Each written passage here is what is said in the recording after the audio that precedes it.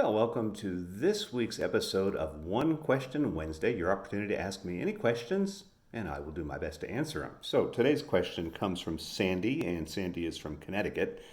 I probably know Sandy because I do a lot of work in Connecticut. But anyway, to help her remain anonymous, I actually just changed her name. So it says here, Mac, how can I get a grasp on the way my team communicates with my internal customers by email? They can be somewhat short and sometimes even drop in CCs strategically. Sometimes it's an embarrassment to me and our department. So again, for an old geezer like me, I can remember the day when there was no such thing as email, and if you had to say something, you actually either wrote it out on a memo or some kind of a letter, and you actually sent it through the internal mail. Or there was a time, believe it or not, where people actually just picked up the phone and they called a person.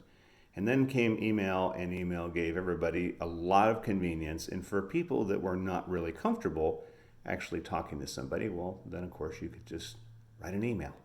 And it's not anonymous, obviously, but it enables you to send a message without having to be there and experience maybe the tension or maybe the fear.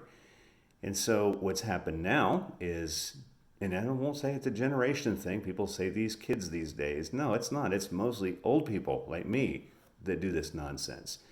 What happens is that you send things and you're doing it in a one-way channel. And so, Sandy, what I'm going to recommend is number one, be very clear what your team will be able to communicate by email and set your own guidelines in terms of tone, keeping in mind that some people will read into an email, and maybe some of your team may be the kind of people that are a little short and abrupt, and that's just the way they talk. So it comes across in email as if they're being really cold.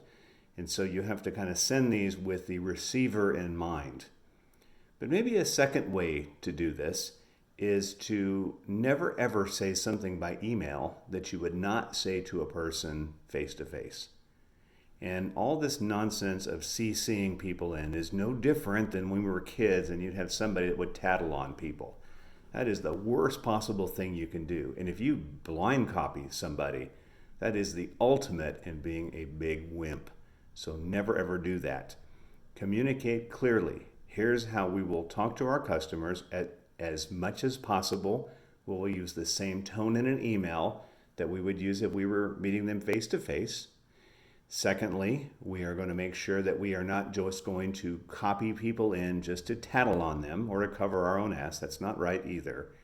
And third and final, just make sure that you're very clear in your policy what our nature of communication is going to be. Don't let this just happen. If you just let it happen, you can be sure that someone is going to mess it up. So take control of your email. Again, if you would not say it to somebody face to face, do not put that in an email. Take charge of it. Sandy, get busy, get after it. Hopefully that answers your question. And if you're listening in, hopefully that answers a good question for you as well.